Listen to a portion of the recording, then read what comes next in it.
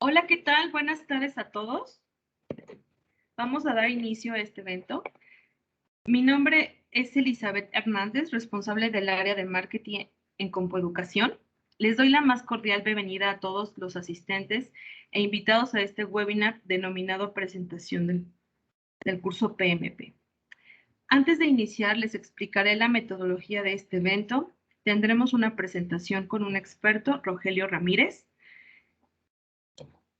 Por favor, para todos los asistentes a este evento hay que tener las cámaras y micrófonos apagados. En caso de que tengan preguntas, al finalizar habrá una sesión de preguntas y respuestas.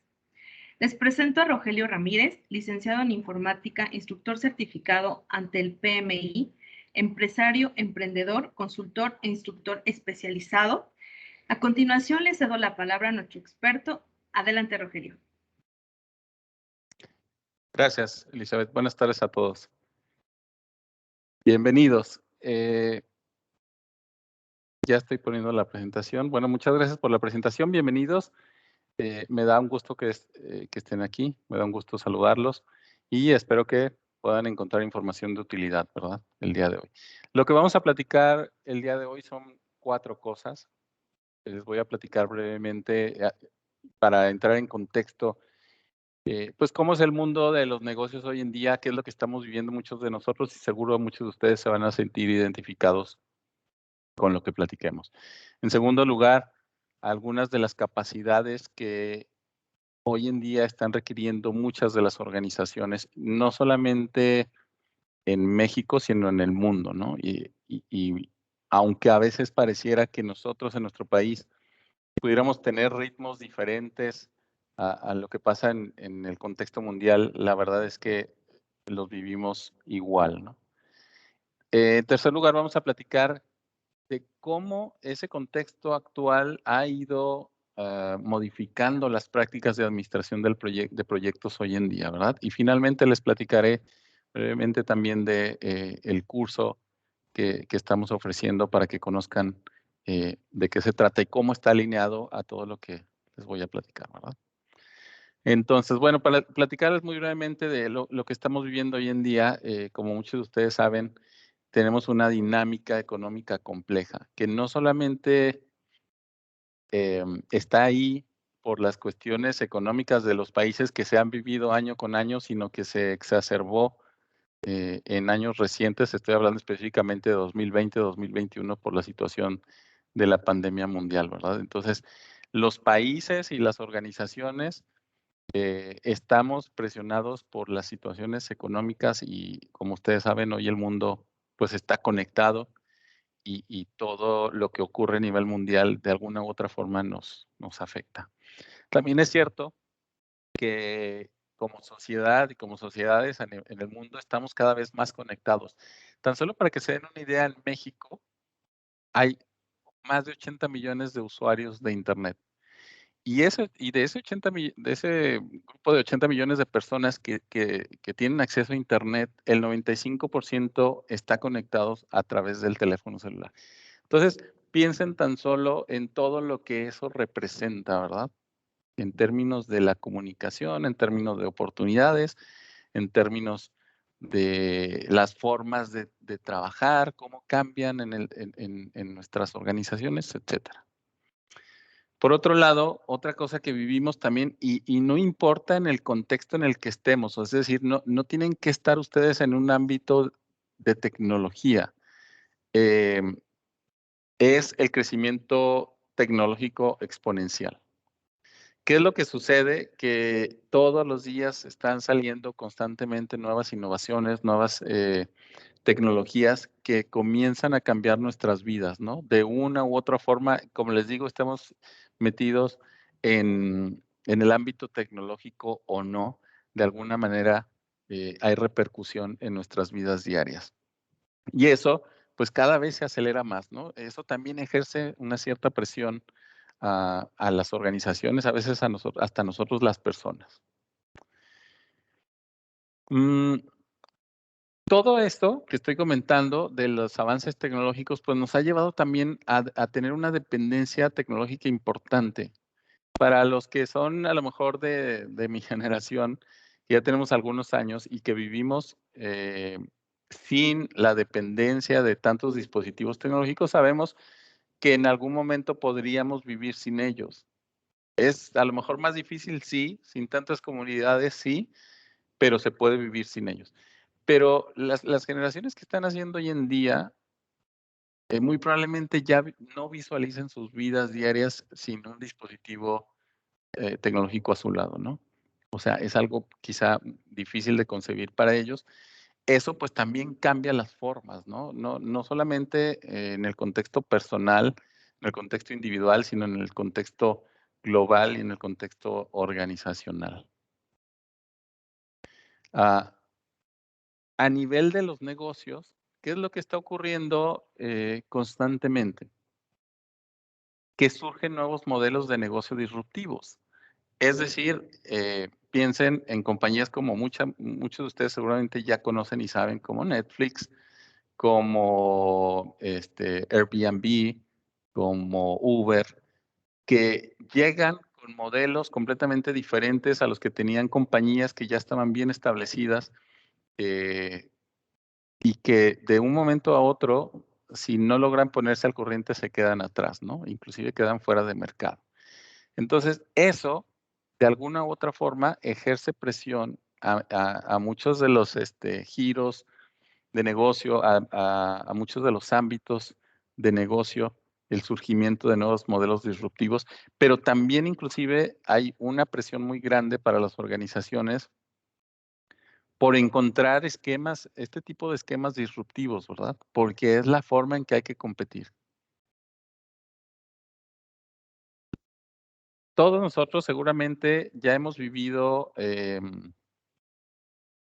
esa incógnita sobre qué es lo que estamos adquiriendo, ¿no? Cuando entramos a una plataforma, cuando entramos a una aplicación y la usamos, de pronto uno se puede preguntar, oye, ¿qué estamos adquiriendo? ¿Un producto, un servicio? ¿Lo estamos rentando? ¿Es de nosotros o no es de nosotros? Quizá algunos de nosotros ni siquiera nos preguntemos eso, simplemente lo usemos y no nos preocupa, pero a nivel de negocio, a nivel de las organizaciones, se vuelve una cuestión relevante en el momento en que tienes que diseñar esos productos o servicios para competir. ¿Por qué? Porque justo el entendimiento claro de qué es lo que estás ofreciendo al mercado es el que te va a permitir atender en las necesidades de los usuarios y de ese mercado, ¿verdad? O sea, el tener bien claro cuál es el valor que está recibiendo una persona de nuestros productos o servicios, pues nos va a ayudar y nos va a permitir adaptarnos mucho más rápido a las necesidades cambiantes de los usuarios. Entonces, esa brecha entre qué ofrecemos, un producto o un servicio, cada vez se está haciendo más corta, o sea, ya no está tan claro qué estamos ofreciendo y se vuelve imperante saber qué es lo que se está ofreciendo, ¿verdad? Desde el punto de vista organizacional. Algo que seguramente si ustedes están en el ámbito organizacional, se han dado cuenta es que los clientes cada vez se vuelven más cada vez están más y mejor informados y eso de alguna forma los convierte en clientes más exigentes porque saben bien y saben perfectamente que lo que no les ofrece alguna compañía, alguna empresa, pues lo van a poder recibir de otra, ¿no? Entonces, hoy con la mano en la cintura, los clientes cambian de compañía, se ha perdido la lealtad, digamos, hacia algunas marcas, porque pues hay diferentes opciones, diferentes alternativas, y además la gente está mejor informada.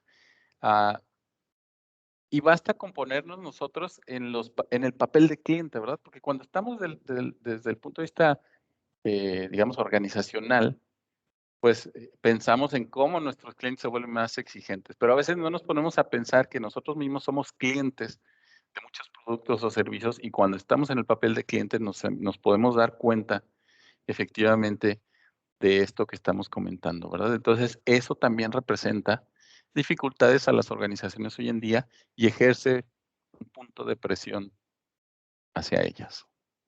Entonces, en ese sentido, ¿Cuáles son las capacidades que hoy en día las organizaciones requieren?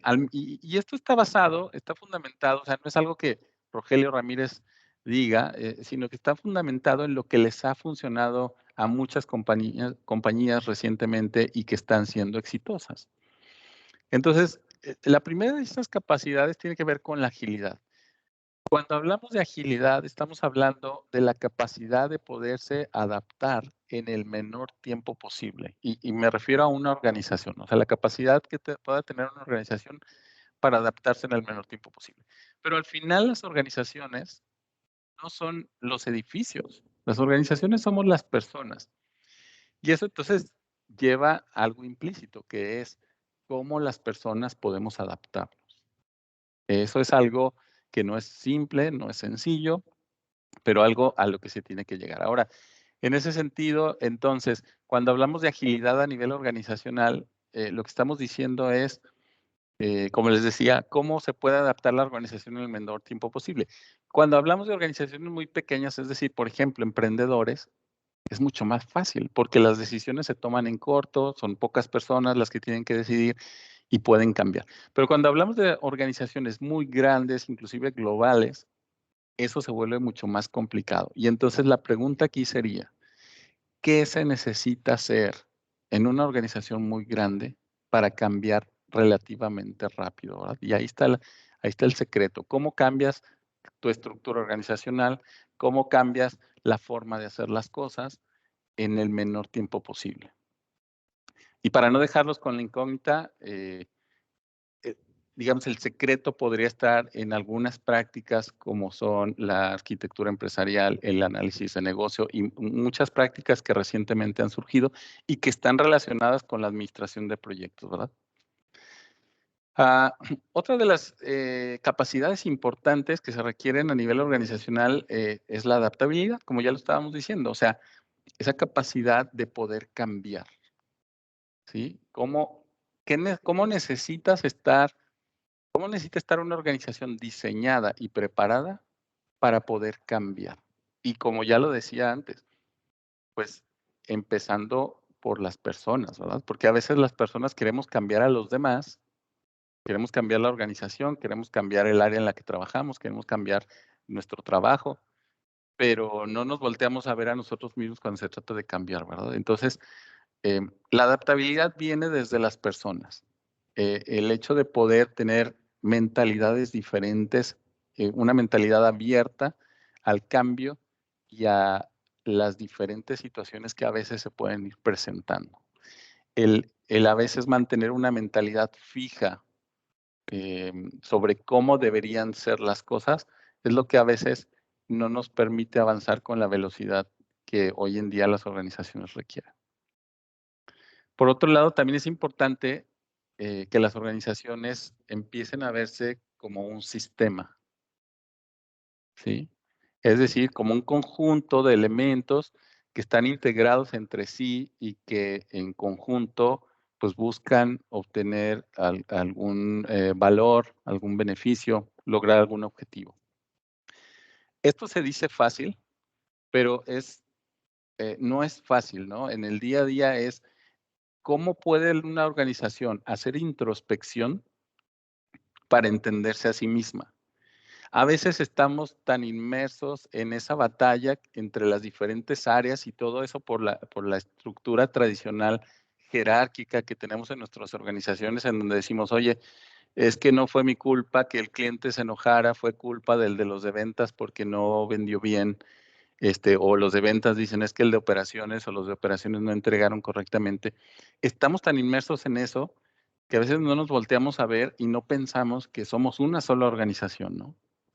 Y que entonces lo que la organización necesita es que los diferentes elementos que la componen deben de estar comunicados e integrados entre sí para poder funcionar como se pretende que funcione. Entonces, el pensamiento sistémico es importantísimo. Y otra de las más importantes, que esta no es nueva, ha existido por siempre, pero se vuelve muy relevante en función de todo lo que estamos platicando, es el pensamiento estratégico. Es decir, tener la capacidad de visualizar hacia dónde la organización quiere estar en el mediano y largo plazo.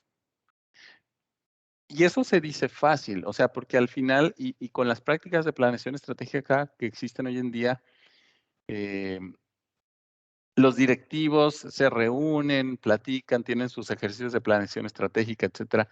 Pero al final el reto es cómo se permea todo eso a nivel de la organización.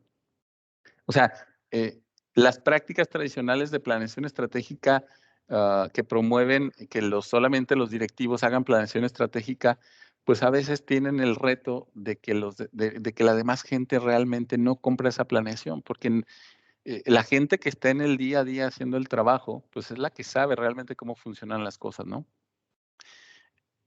Entonces, las prácticas modernas de planeación estratégica deberían de involucrar a toda la gente y sobre todo tomar en cuenta las opiniones de la gente que está ahora sí que en la línea de batalla, ¿verdad? Entonces, ese pensamiento estratégico se vuelve no solamente relevante a nivel directivo, sino a nivel de toda la organización. Hasta el nivel más bajo de la estructura organizacional pueda comprender por qué está haciendo lo que está haciendo, ¿no? No solamente porque su jefe o su jefa se lo pidió, sino porque tiene la visión clara y compartida de hacia dónde va la organización y cómo eso está contribuyendo a que la organización e inclusive las personas puedan lograr sus objetivos.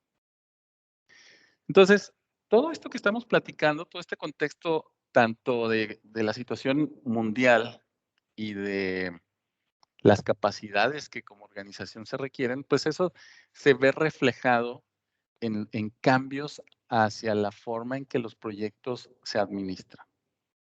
¿Sí? En años recientes ha sido cada vez más grande la presión que la práctica de administración de proyectos ha tenido para cambiar, ¿no? Así como estamos hablando de que nosotros las personas necesitamos cambiar, las prácticas también necesitan cambiar y ha habido una presión muy grande para que cambien. Entonces, ¿cuáles son esos cambios o esos elementos más relevantes y más importantes de la administración de proyectos que hoy en día ya son requeridos y muchas organizaciones están teniendo? El primero de ellos es el enfoque en el valor para el negocio. Para quienes hemos administrado proyectos por muchos años, sabemos que tenemos constantemente un enfoque en el desempeño del proyecto. Queremos que el proyecto salga a tiempo, que esté dentro del presupuesto, que el alcance se cumpla, etcétera, ¿no? Pero a veces ese enfoque en el desempeño del proyecto de pronto nos ha hecho olvidarnos de lo que realmente es importante, que es el valor que el producto o servicio que se está desarrollando durante el proyecto le va a traer a quienes lo van a usar. Entonces, las prácticas de administración de proyectos hoy requieren que tengamos un enfoque más marcado en el valor. Y no es que el valor no haya existido nunca en la administración de proyectos. El valor ya estaba ahí, se menciona y lo manejamos, por ejemplo, en indicadores como la administración del valor ganado, etcétera, ¿no? Allí está, allí ha estado, pero en el día a día pareciera que muchas organizaciones se ha olvidado eso. Y entonces necesitamos empezar a tener un nuevo enfoque en lo que se está desarrollando, cómo trae valor al negocio, ¿no? Por otro lado, otro de los cambios relevantes de la administración de proyectos es cómo movemos el enfoque del proyecto hacia el producto, ¿no? Y cuando digo producto, piensen en el servicio o en los resultados que un proyecto genera. Y eso implica cambios relevantes, o sea, porque se dice muy sencillo. Podemos hablar de cambiar de un enfoque de proyecto a producto, pero en el día a día a veces todavía la costumbre nos hace estar pensando en las actividades, en el cronograma, o sea, en detalles que tienen que ver con la correcta ejecución del proyecto, cuando quizá deberíamos estar pensando en las características del producto. ¿Cuáles son esas 3 características más importantes de nuestro producto que van a ser una delicia para nuestros clientes? ¿Y qué necesitamos hacer para entregárselas en el menor tiempo posible, porque esas 3 características son las que más valor van a traer en el menor tiempo posible, ¿no? ¿Y cómo lo hacemos para que no tengamos que esperar meses para poder entregar esas 3 características? Entonces,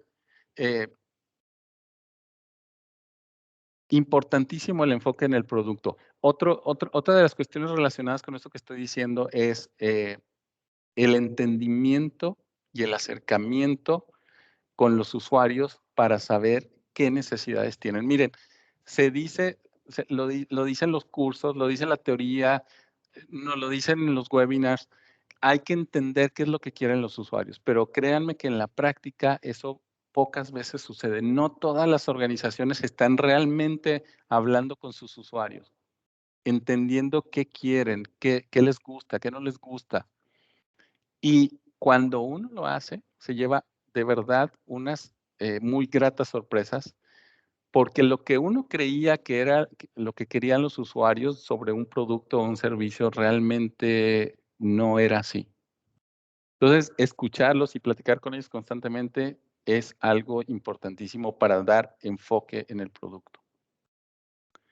Otra de las cosas que están cambiando radicalmente y que de verdad les puedo decir que siempre ha estado ahí, pero desafortunadamente por una u otra razón no había sido tan tomado en cuenta hasta ahora, es la elección del ciclo de vida de un proyecto. Las organizaciones constantemente ejecutan los proyectos de la misma forma. Y cuando digo de la misma forma, me refiero a los ciclos de vida predictivos o al famoso waterfall, ¿no? En cascada, que implica poder ejecutar un proyecto y hacer la entrega del producto o el servicio hasta el final del proyecto. A veces con proyectos muy largos, pues tardando demasiado tiempo. Eso ya hoy en día no funciona para muchas organizaciones por esta presión de la que estamos hablando. Y entonces se requieren nuevas formas de ejecutar los proyectos. Y como les digo, no es nuevo, siempre ha estado ahí, pero no le habíamos puesto mucha atención.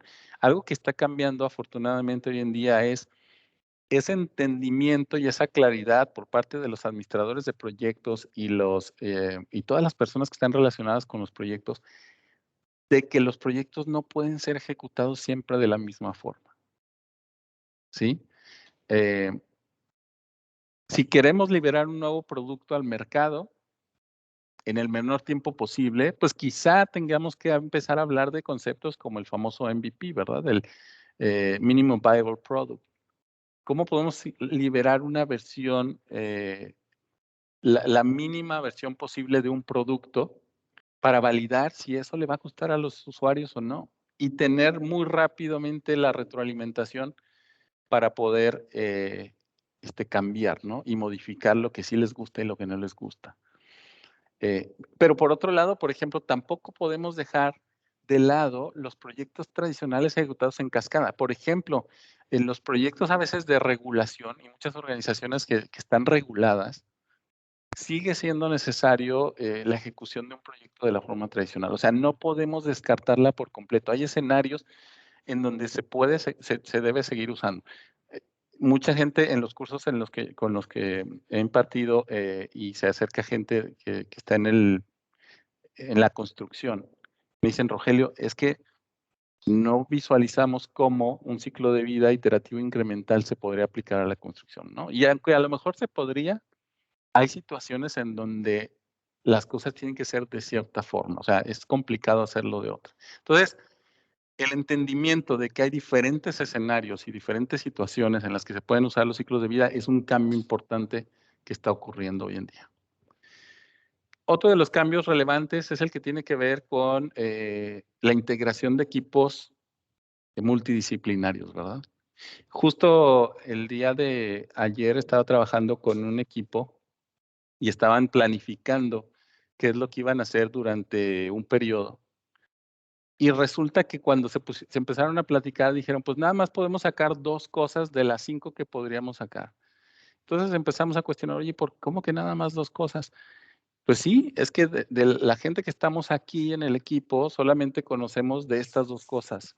Las otras 3 necesitamos traer a otras personas que tienen otro conocimiento. Y entonces, debido a eso, pues no iba a ser posible sacar más cosas, ¿verdad? Que eran necesarias para el negocio. Entonces, ¿cómo podríamos pensar en equipos de personas que a lo mejor empiezan a tener nuevas capacidades? A lo mejor empiezan a trabajar con cosas con las que no habían trabajado antes, con la finalidad de poder aportar nuevas ideas y nuevas formas de ver el trabajo cuando se está desarrollando, ¿verdad? Y no decir, pues yo solamente sé esto, me especializo en esta parte y no me pongan a hacer otras cosas, ¿verdad? No estoy diciendo que siempre tenga que ser así. Lo único que digo es, a lo mejor hay situaciones, hay proyectos, hay iniciativas en donde un equipo multidisciplinario puede aportar muchísimas más cosas de valor que si solamente nos quedamos con algunas especialidades. No, no siempre y no todos los casos, pero puede funcionar, ¿no? Y los equipos también autoorganizados. Ese es un cambio importantísimo. La práctica de administración de proyectos y sobre todo por la figura de los project managers nos ha llevado en el día a día a que tanto la gente como los mismos project managers tengamos una cultura en donde a veces los equipos están esperando a ver qué dice el project manager sobre qué deberían de hacer y cómo deberían de hacer las cosas. Y se los digo por experiencia, he trabajado con muchísimos equipos que ahorita se están convirtiendo en equipos de agilidad y una de las primeras cosas con las que batallamos es porque dicen, bueno, ¿quién me va a decir qué me toca hacer? Porque están acostumbrados a que llegue el project manager, la project manager y les diga cuáles son las actividades, ¿verdad?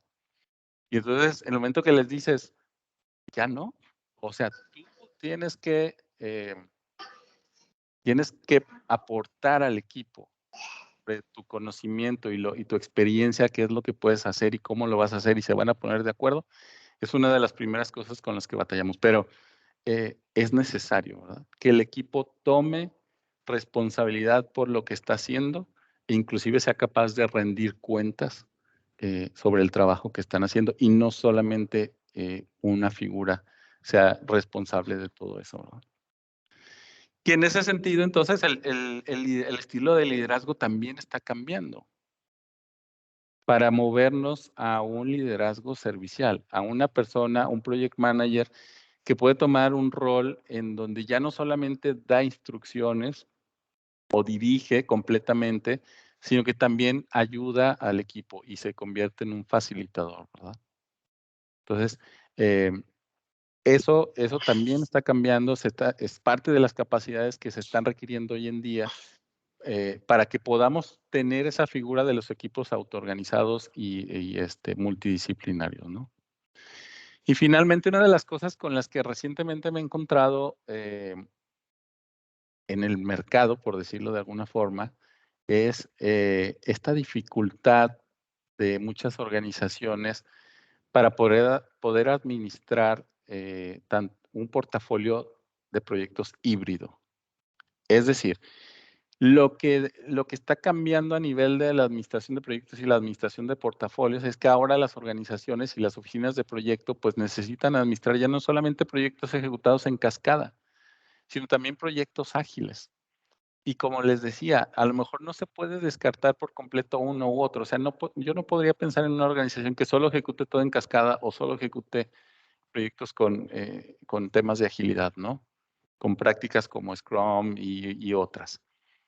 Ahora hay una combinación y lo más relevante que necesitamos como organizaciones es comprender en qué casos debo ejecutar de una forma y en qué casos debemos ejecutar de la otra forma. Pero eso, entonces, trae nuevos retos, ¿no? En el sentido de cómo los vamos a administrar, cómo los vamos a reportar, eh, cómo se van a manejar, cómo están integrados los equipos, cómo se estructuran, etcétera. Entonces, es una nueva serie de retos, pero con los que hay que trabajar, ¿verdad? Y con lo que es necesario trabajar. Entonces, de esa forma han cambiado las prácticas y finalmente, bueno, todo esto se los platico, pues para compartir un poco de la experiencia en ese sentido de la administración de proyectos, de lo que ha cambiado en la práctica, ahora sí que ¿cómo se dice? ahí se me fue la palabra, pero bueno, en el día a día, más allá de lo teórico. Y bueno, pues platicarles también un poco de este curso que estamos impartiendo en Compueducación y cómo este curso, que está basado en las prácticas del PMI, del Project Management Institute, también ha cambiado para ir reflejando esta realidad de lo que estamos platicando. Entonces, en ese sentido, de lo que platicaremos en este curso es cómo podemos crear equipos de alto desempeño, todas las prácticas que son necesarias e importantes, y ahorita les voy a platicar un poco de eso, cuando estamos iniciando un proyecto y sobre todo para tomar en cuenta varias de las cosas que ya les comenté. Finalmente, bueno, más bien, posteriormente, cómo podemos llevar a cabo el trabajo que se ejecuta durante el proyecto, cómo podemos mantener a los equipos encaminados y no perder de vista el negocio. Entonces, cuando hablamos de crear equipos de alto desempeño, pues estamos hablando de algo importantísimo. ¿Cómo puedes convertir a un grupo de personas en un equipo? Hay muchos estudios que hablan sobre las características más importantes que necesitan los grupos de personas para convertirse en equipos. Una de ellas, por ponerles un ejemplo, es la confianza. ¿Cómo las personas que trabajan en conjunto pueden tener confianza entre sí mismos? Una vez que las personas tienen confianza en ellos mismos, dieron un paso importantísimo para convertirse en un equipo. Y la confianza, ustedes bien lo saben, no es algo que es fácil de ganar, ¿sí? Y entonces, lo que platicamos aquí es, pues, esas técnicas, esas prácticas que nos pueden llevar a decir, oye, ¿cómo logro integrar al equipo, verdad? Cuando de pronto lo que me encuentro como project manager es desconfianza, cada quien quiere individualismo y ese tipo de cosas, ¿no? Otro de los temas relevantes, por poner un ejemplo, es el tema de la capacitación. ¿Cuántas veces como project managers no le decimos al equipo, esto es lo que tienes que ejecutar? Y no nos detenemos a pensar si esa persona está completamente preparada para ejecutar el trabajo que le asignamos. Lo he visto muchísimas veces. Gente que dice, pues estoy investigando a ver cómo le hago porque esto nunca lo había hecho, pero pues me lo pusieron, ¿no? Entonces, la capacitación, el entrenamiento a nivel de los proyectos es importante. Otra de las cosas con la que hemos estado viviendo ya desde hace, pues prácticamente 2 años, el tema de los equipos virtuales, ¿verdad? O sea, cómo trabajamos desde lejos, cómo trabajamos de manera remota. La relevancia, por ejemplo, en las reuniones, de que todas las cámaras estén apagadas. ¿Cómo podemos realmente saber qué está pensando una persona si no lo podemos ver? ¿Ustedes sabían que más o menos como el 60% de la información que se transmite cuando estamos comunicándonos se hace a través del lenguaje corporal? Entonces, imagínense no tener las cámaras encendidas y de pronto, en las reuniones me refiero, eh, estar conversando con alguien y no te das cuenta realmente, o sea, estás perdiendo gran cantidad de información sobre lo que esa persona está transmitiendo porque no la ves. Todo eso se vuelve importantísimo, son temas que vemos, es el empoderamiento, el entendimiento compartido, el uso de reglas, el establecimiento de reglas entre el equipo para que pueda funcionar, etcétera, ¿no? Y ya hablando, por ejemplo, del arranque de proyecto, una práctica importantísima que vamos a platicar es cómo eliges el mejor ciclo de vida para tu proyecto. Algo que a lo mejor antes no hacíamos, ¿no? O muchos equipos no hacían. Porque como les digo, lo que hacemos es que agarramos, y es lo que le digo a veces a la gente en el curso, es que nos sentamos, nos ponemos a hacer nuestro cronograma y no nos ponemos a pensar en que lo que estamos poniendo en el cronograma es la forma en la que vamos a ejecutar el proyecto. Y entonces siempre hacemos cronogramas de la misma forma. ¿Y eso qué significa? Pues que ejecutamos el proyecto siempre de la misma forma, sin detenernos a pensar realmente si esa es la mejor forma de ejecutar el proyecto basado en las características del proyecto. Entonces, se vuelve importantísimo sentarnos antes de empezar un proyecto y decir, ¿cuál es el mejor ciclo de vida para este proyecto, verdad? y qué implicaciones tiene, cómo lo vamos a estructurar, qué entregables va a tener, etcétera, ¿no? Y bueno, de ahí una serie de cosas que seguramente muchos de ustedes ya conocen, como efectivamente el cronograma, pero desde un punto de vista de cómo el cronograma entonces debe reflejar el ciclo de vida que vamos a ejecutar. O sea, y cosas tan importantes como, por ejemplo, oye, a ver, este proyecto va a ser ejecutado en Scrum. ¿Necesitamos un cronograma o no necesitamos un cronograma? Ese tipo de preguntas surgen, ¿no? Y son cosas que vamos viendo durante el curso y que son muy relevantes hoy en día para entender todos estos conceptos que a veces los vemos, como les digo, en la teoría, pero ya en la práctica a veces son difíciles de aplicar, ¿verdad? Y son cosas que vamos viendo. Dentro del tema de la realización de trabajo, seguimos viendo temas pues alrededor de los riesgos, la importancia de identificar cuáles son aquellos obstáculos que van a impedir la consecución de los objetivos del proyecto, pero no solamente los obstáculos, sino los riesgos, por ejemplo, vistos también de forma positiva. ¿Qué pasa si se me presenta una oportunidad en el proyecto? ¿Estamos listos como equipo para aprovecharla? Ya saben que lo que dicen por ahí, ¿no? Las oportunidades se presentan una sola vez en la vida y si no estamos listos para aprovecharlas, se nos puede ir. Entonces, el tema de riesgos tiene que ver también con oportunidades. Tema de comunicación importantísimo, por ejemplo, que ya les comentaba, ¿verdad? El entendimiento y la comprensión de que la comunicación no solamente se trata de mandar correos electrónicos o no solamente se trata de tener conversaciones en el pasillo y ponernos de acuerdo, pues va mucho más allá, ¿no? Y son relevantes y son importantes para lograr el éxito del proyecto. El tema de los cambios, ese es un tema muy relevante hoy en día. ¿Justo por qué? Porque hay mucha confusión acerca de, sobre todo la gente que ya se ha estado metiendo en temas de prácticas de agilidad, ¿no? Es que acá con Scrum no necesitamos tener un control de cambio y entonces podemos cambiar lo que sea. Pues sí, probablemente sí, pero hay situaciones en la organización en donde a veces el controlar los cambios se vuelve relevante, ¿verdad? Y entonces son el tipo de preguntas que tenemos que respondernos. ¿Necesitamos ejecutar el proyecto con prácticas de agilidad o necesitamos ejecutar el proyecto de una forma tradicional en cascada o quizá necesitamos una combinación de los dos, ¿verdad? Que nos ayude a poder atender las necesidades y requerimientos particulares de ese proyecto.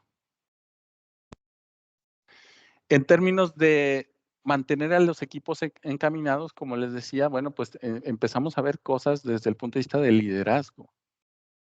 ¿Qué habilidades, qué técnicas, qué prácticas ahora son necesarias para trabajar con los equipos? El tema de gestión del cambio se vuelve relevante. O sea, como les digo, uno empieza a trabajar con equipos buscando que se autoorganicen, que sean multidisciplinarios. Y lo primero que nos encontramos es la resistencia al cambio, ¿verdad? A mí díganme qué voy a hacer. Oye, pero aquí está esta actividad para que alguien la ejecute. ¿Quién levanta la mano? Y nadie levanta la mano, ¿verdad? Entonces, ¿cómo trabajamos con todo ese tipo de cosas, temas de conflictos, el liderazgo, como les digo, temas de inteligencia emocional importantísimo? A veces, y me ha tocado muchas veces que hay gente que dice, es que yo no soy psicólogo, o sea, pero a veces hasta, no es que seamos psicólogos, sino no es que nos tengamos que convertir en psicólogos, ¿verdad? Pero sí son temas que debemos atender. O sea, al final trabajamos como personas y con personas y son temas inherentes al trabajo, o sea, no podríamos separarlos, ¿no?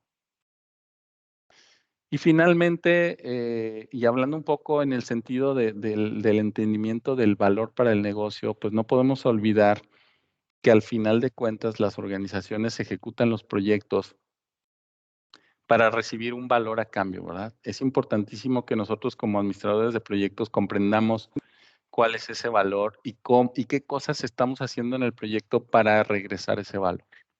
Y que no lo perdamos de vista, que no solamente tomemos en cuenta el desempeño y el cumplimiento de nuestro proyecto, sino que más bien contribuyamos a ese valor en la organización. Y sobre todo, como les digo, empezando desde definición del mejor ciclo de vida para nuestro proyecto, ¿verdad? Cómo eso puede afectar la entrega de valor al negocio. Importantísimo, ¿no? Entonces, con esto termino. Espero que les haya gustado, que les haya dado un panorama más o menos de qué de qué platicamos durante el curso. Y sobre todo, pues de la relevancia que eso tiene, como les digo, hoy en día en las prácticas de administración de proyectos y en los cambios que se están generando alrededor de eso. Entonces, adelante, vamos a pasar a una sección de preguntas y respuestas. Quienes quieran mandarlas por el chat lo pueden hacer, o si alguien gusta abrir el micrófono, adelante con sus preguntas.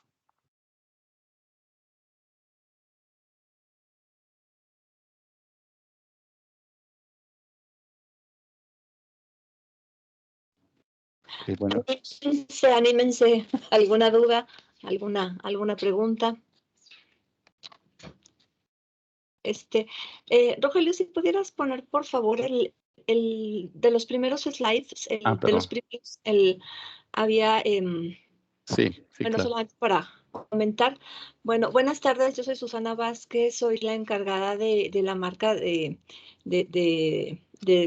los cursos de PMI en Compoeducación. Y bueno, este webinar lo hicimos para anunciar que ya somos un Authorized Training Partner, un ATP directo del PMI.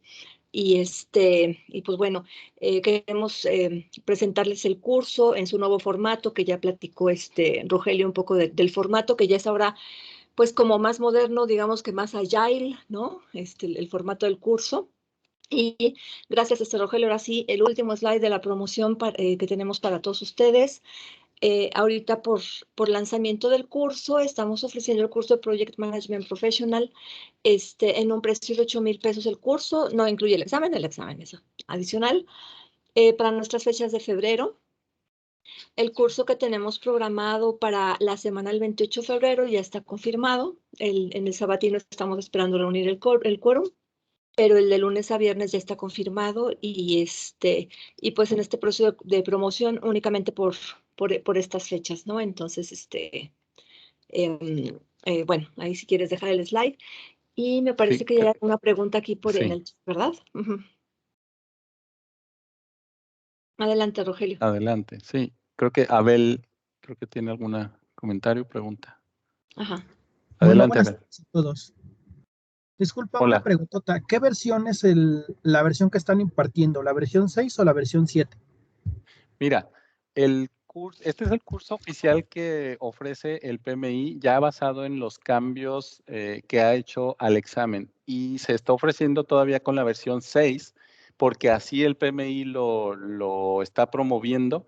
Sin embargo, aunque es la versión 6, como te pudiste dar cuenta, ya trae cambios que están reflejados para el examen, la estructura del examen actual. Es decir, si ustedes toman este curso, ya está actualizado para la versión actual del examen del PMI, pero todavía está basado en la versión 6.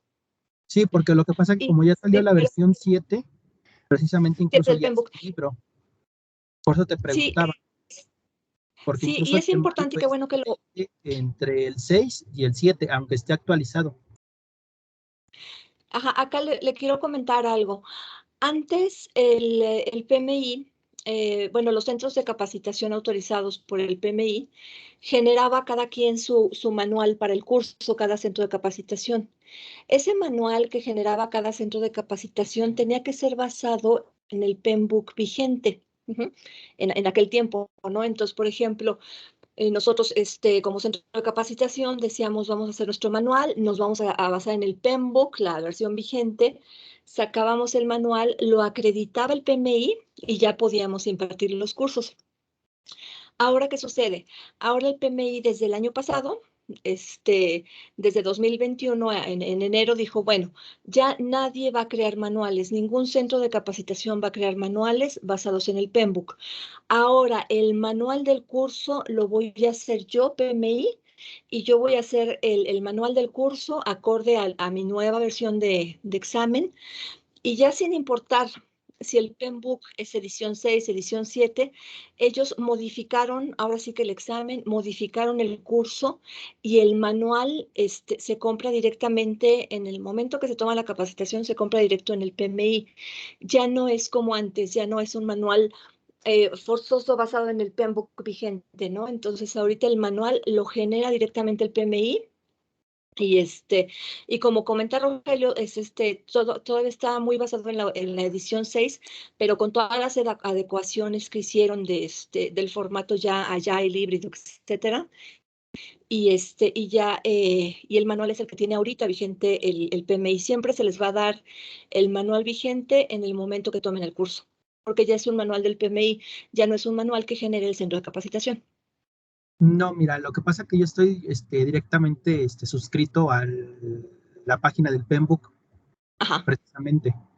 Y como tal, dentro de los criterios que estaban comentando, ya está la edición 7, por eso te estoy preguntándote. Incluso, por ejemplo, yo que estoy suscrito tengo algunos beneficios. Por eso es precisamente la duda que yo tengo, porque incluso es como dice uno de los compañeros que nos piden acreditar varias horas antes de poder quisiera tomar el examen para el PMP. Claro. Lo que pasa es que el PMBOK edición 7 existe y sí, ese salió hace tiempo. A lo que voy es que el curso para certificarse, o sea, para hacer el examen PMP del PMI, no está casado con el PMBOK. O sea, el curso que diseñó el PMI, porque incluso todos los instructores tuvieron que volver a tomar su train de trainers y demás para capacitarse para el nuevo curso donde el manual ya fue creado por el PMI, ya no por los centros de capacitación. Entonces, totalmente este es un curso que tiene el manual directamente por parte del PMI, pero no está asociado con la guía PMBOK. La guía PMBOK sí, es la edición 7, es nueva, pero el examen y PMP y el curso PMP es el que les presentó Rogelio. Sí, el PMI todavía está trabajando en actualizar sus cursos a los la materiales. versión, al PMBOK de la versión 7, pero todavía no está oficialmente liberado eso. Entonces, como les digo, la certeza que ustedes pueden tener con este curso es que si ustedes van y presentan el examen, está pegado a lo que van a ver en el examen, que es lo actual, es lo que hay ahorita. Así es. Sí, es lo que está vigente, es lo que está, pues ahora sí que lo que dicta el PMI, ¿no? Es ese material de curso que ellos hicieron y que está totalmente igual al examen, ¿no? Y bueno, quería ver aquí si había más preguntas en el chat. Dice aquí que cuáles serían los puntos clave para saber si el proyecto podría ser administrado como Agile o por cascada. Pregunta Alejandro. Sí, muy rápido. Mira, por ejemplo, las empresas que están reguladas normalmente van a requerir todavía seguir ejecutando proyectos de la forma tradicional por la cuestión de que tienen a lo mejor un alcance claro y unas fechas que cumplir.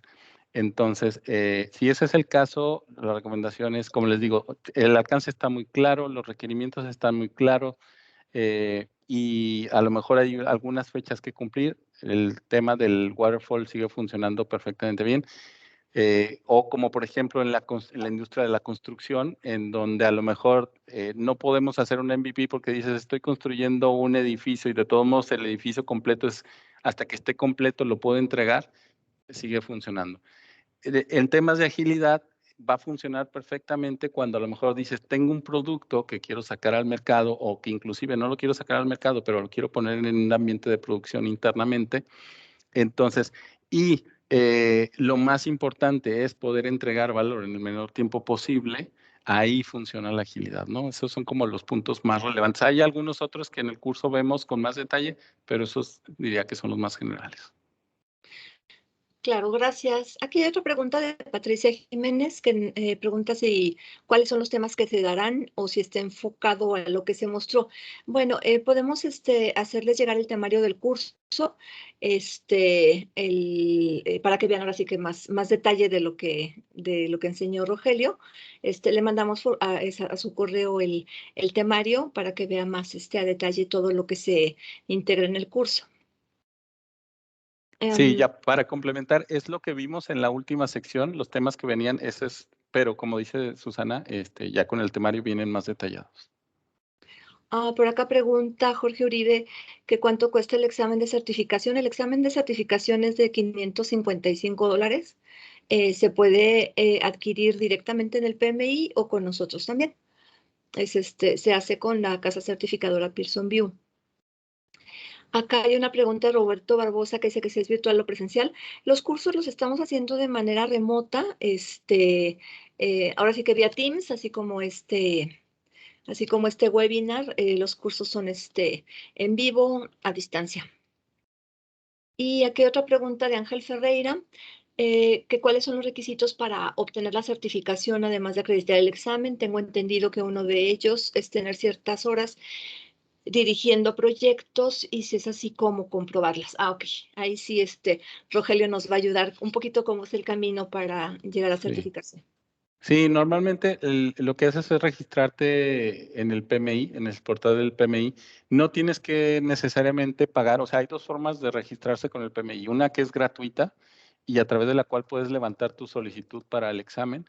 Y la otra es hacerte miembro del PMI. Pagas una cantidad, te haces miembro por un año e inclusive eso te da un descuento para el examen. De cualquiera de las dos formas que te registres, tú llenas tu solicitud y lo que hace el PMI es que te solicita ahí, digamos, la cantidad de horas y los proyectos en los que has trabajado para comprobar.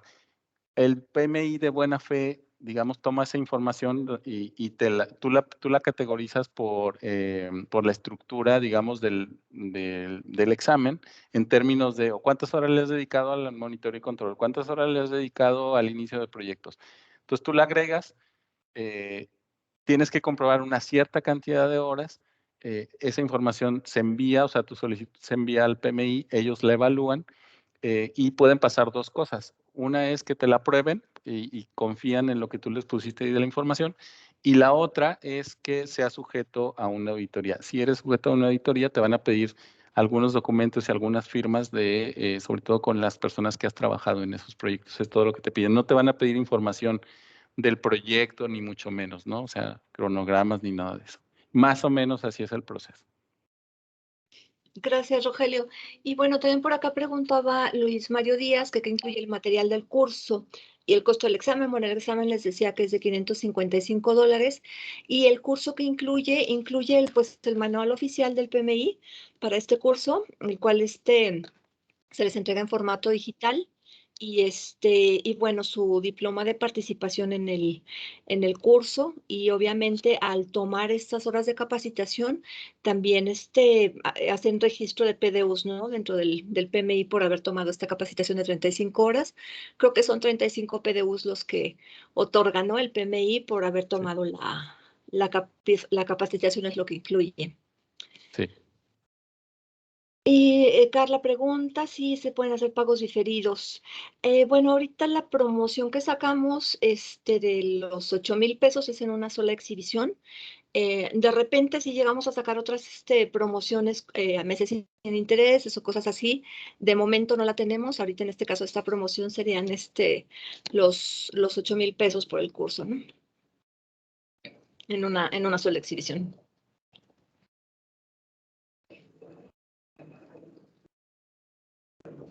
¿Y qué más? Creo que ya no hay más preguntas. No veo manitas levantadas. Creo que no. No sé si existe alguna otra pregunta, duda.